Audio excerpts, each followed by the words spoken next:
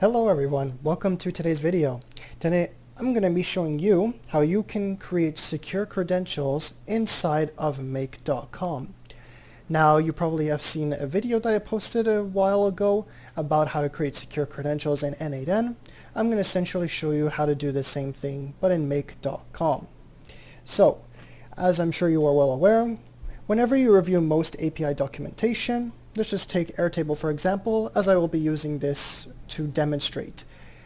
As you can see over here, you have the typical method, which is post, you have the URL endpoint, which you have to call, and then you have the authorization.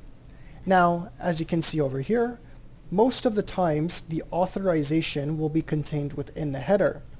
So typically what people do is if you go and do an HTTP request, you'll go ahead, make a request, and you'll put in your URL, but then when you put in your headers, you will just simply put authorization and then your API key here.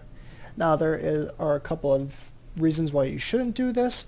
The most important one being is that your API key is extremely sacred, and you should make sure to encrypt it at all times.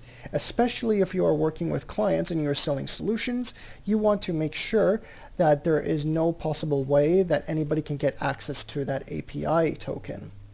So I'm going to show you how you can create secure credentials inside of Make.com so that way no data gets leaked. I should say your API key does not get leaked.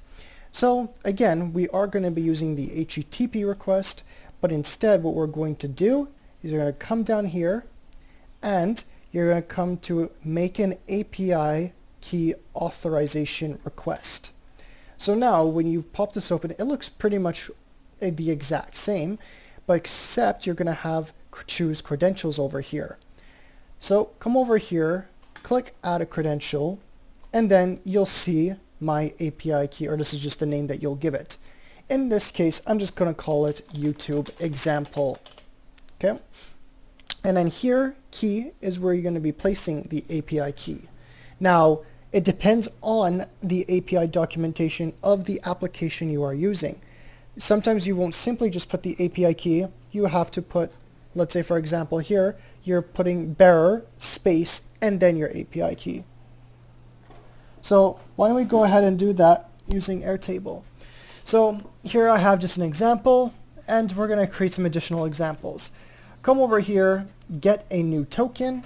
I will just call this YouTube. Then you have to give it your scopes. And then lastly, add the base, create the token, and copy it. Don't worry, I will be revoking this. So come over here, and like I showed you in the documentation, type in bearer, space, and then put in your API key. And then, because over here they have the API key put inside a header, you will select the option that says in the header. Next, what you will want to do is you need to put in the API key parameter name. In this case, that will be called authorization. Just to make sure. Authorization, and then nextly click create, and voila. Now you have created a secure credential that is encrypted, so that way it does not get leaked inside your headers. So now why don't we actually go ahead and test this just to make sure that it actually works. So I'm just going to go over here, I'm just going to copy all of this, come back to here, select raw application JSON. Let's put it in here. We'll just change this to made up names. And we'll do the same thing for here. Alright, and now that should be, we do need the URL. So we'll come over here all the way up to here. Perfect. And then change this method to post, put the URL, and then now we can click save, and here we can see we only have one record. Let's go ahead and run this, and if we are successful, there we go, voila. Now let's come back over here. You can now see that we have two additional records that we just created. So This is how you can quickly and create a secure credential inside of Make.com that doesn't have a pre-built module, like Gmail, for example. If you do need to use the HTTP request, you can create secure credentials just exactly how I showed you. Now, it can vary if, for example, certain applications do require more secure connections. In this case, you will see something like OAuth 2.0 request.